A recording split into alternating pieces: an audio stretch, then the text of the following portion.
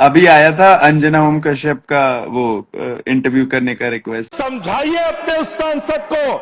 अभी तो उसको एक थप्पड़ पड़ा, सिर्फ 5 उंगली के निशान पड़े थे। आपको बता दें कि बाबा रामदेव ने कहा कि जनरेशन जेड यानी कि जेनजी ने भारत को बदनाम किया। देखो, आप लोगों ने मोदी जी का वीडियो देखा है, सबसे ज्यादा वायरल हुआ है, 400 मिलियन व्यूज गए हैं। वेलकम दोस्तों, बात करेंगे सोशल मीडिया पे क्या वायरल चल रहा है। कॉकरोच जनता पार्टी के स्पोक पर्सन सौरभ दास ने बताया कि उनको अंजना ओम कश्यप इंटरव्यू के लिए बुला रही।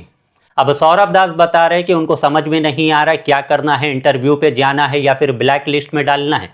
अभिजीत दीपके ने उनको बताया कि उन्हें बोलना चाहिए था कि मैं इंटरव्यू में आऊंगा, लेकिन सवाल वही होना चाहिए जो मोदी जी से होता है।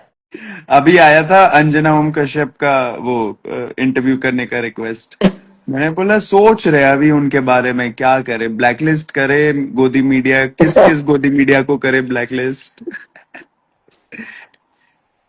नहीं, उनसे बोलना क्वेश्चन वही पूछना जो मोदी जी को पूछते हो, तो ही हम आएंगे।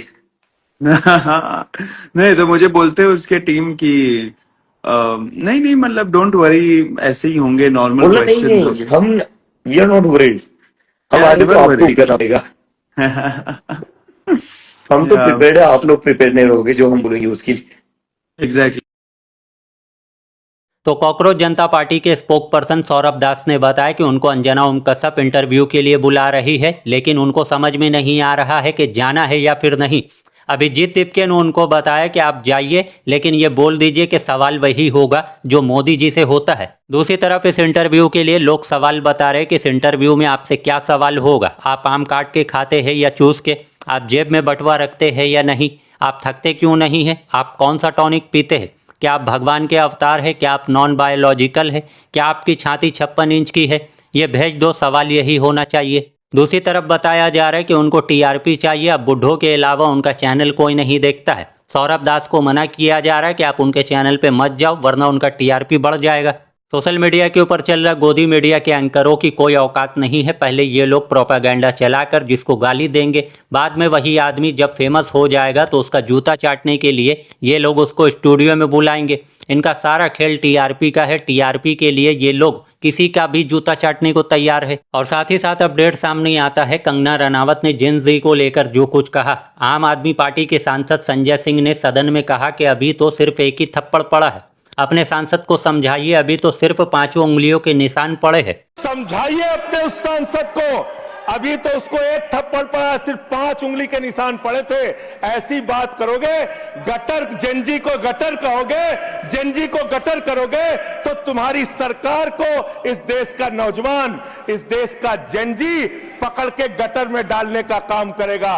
किसान आंदोलन करता है तो खालिस्तानी हो जाता है, मुसलमान आंदोलन करता है तो पाकिस्तानी हो जाता है, नौजवान आंदोलन करता है तो चाइनिस्तानी हो जाता है। तो कंगना रनावत ने जेन जी को लेकर जो कुछ कहा, जेन जी की हिंदू महिलाओं को लेकर जो कुछ कहा, सड़क के ऊपर तो बवाल मच ही रहा था, लेकिन न्यूज चैनल के ऊपर गोदी एंकरों ने भी कंगना रनावत की लंका लगा दी। और आज सदन में आम आदमी पार्टी के सांसद संजय सिंह ने इस मुद्दे को उठा दिया और चेतावनी दी कि अपने सांसद को समझा लीजिए, अभी तो एक ही थप्पड़ पड़ा है, अभी सिर्फ 5 उंगलियों के निशान पड़े हैं।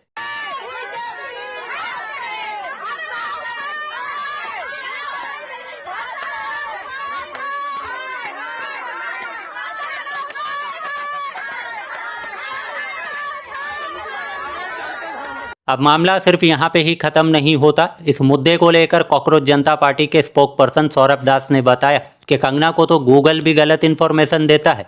अब सौरभ दास ने कंगना को लेकर जो कुछ कहा उसको लेकर बताया जा रहा है कि मतलब गूगल भी कंगना से मजाक करता है। लगता है कंगना को गूगल नहीं बताया होगा कि तुम 1947 में नहीं 2014 में आज़ाद हुई हो। तभी तो कंगना बेखौफ होकर बोलती है कि असल आज़ादी 2014 में मिली है।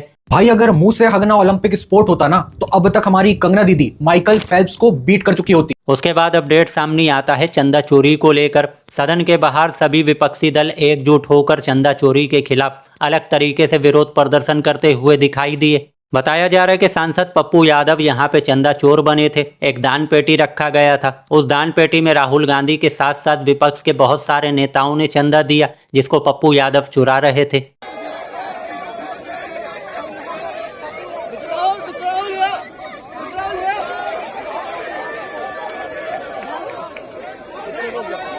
मिस्टर राहुल इसके में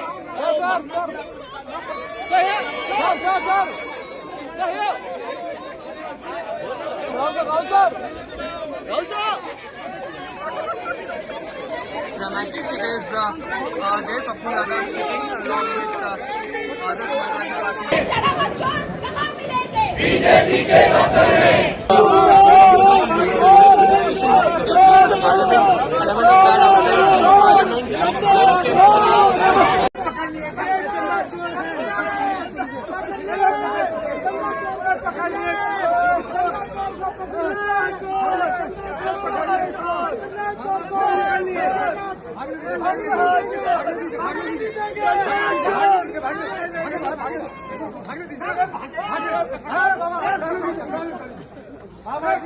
तो पार्लियामेंट के बाहर मॉनसून सेशन के दौरान सभी विपक्षी दल एकजुट होकर चंदा चोरी के खिलाफ अलग तरीके से विरोध प्रदर्शन करते हुए दिखाई दिए।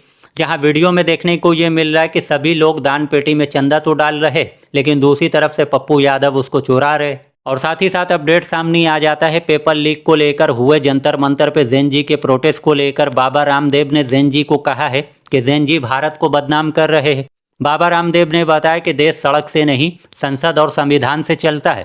तो जैन जी वाले मामले में बाबा रामदेव कूद पड़े हैं। बाबा रामदेव बता रहे कि जैन जी ने भारत को बदनाम कर दिया है, देश सड़कों से नहीं बल्कि संसद और संविधान से चलता है।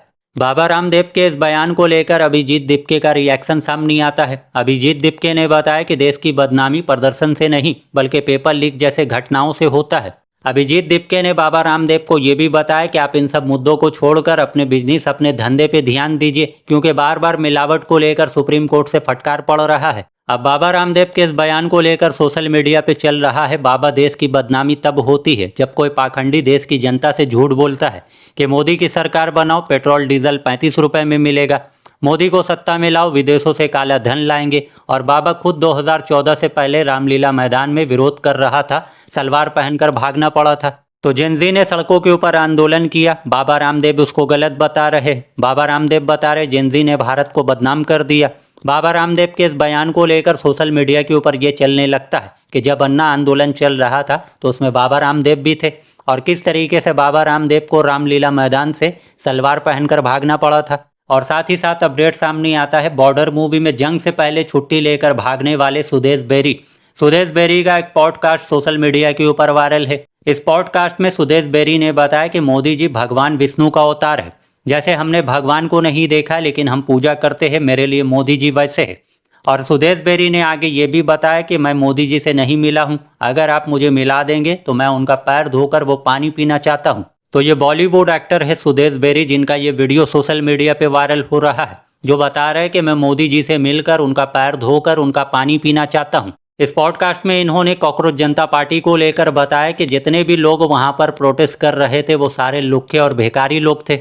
अब इन्होंने मोदी जी को लेकर, कॉकरोच जनता पार्टी को लेकर जो कुछ कहा है उसको लेकर लोग बता रहे कि ये तो सुनील शेट्टी से भी आगे निकले। दूसरी तरफ बताया जा रहा मैं तो इनको बस एक ही सीन से जानता हूँ, बॉर्डर मूवी में ये जंग शुरू होने से पहले छुट्टी लेकर भाग रहे थे और सनी पाजी ने इनको कहा था कि दफा हो जाए यहाँ से वरना गद्दार बताकर गोली मार दूंगा। इससे पहले कि मैं तुझे गद्दार करार देकर गोली मार दूं, भाग जा यहाँ से। दूसरी तरफ मॉडल नेहा मलिक ने जेन जी को लेकर कहा कि मोदी जी ने सबको फ्रेंड कहा है, मोदी जी ने सबको इतनी रिस्पेक्ट दी है, मोदी जी का वीडियो इतना वायरल हुआ। मुझे लगता है कि आजकल के जेन जी सब बुरे नहीं है और ना ही सब अच्छे हैं। सोशल मीडिया के ऊपर नेहा मलिक का वीडियो पोस्ट करते हुए लोग बता रहे कि नेहा मलिक ने बहुत समझदारी से काम लिया है, जल्द ही ये मूवी में दिखेगी। दूसरी तरफ बताया जा रहा है लगता है फिल्म में काम चाहिए, बेरोजगारी क्या क्या करने पे मजबूर कर देता है। कब तक सड़कों के ऊपर फोटो क्लिक करवाती रहेगी, एक आख मूवी मिल जाए तो जिंदगी मस्त गुजरेगी। तो कम वक्त में ज़्यादा अपडेट आपको बताने की कोशिश करते हैं। आपको अच्छा लगता है तो वीडियो को लाइक कीजिए, शेयर कीजिए और चैनल के ऊपर अगर आप पहली बार है तो चैनल को सब्सक्राइब ज़रूर कीजिए।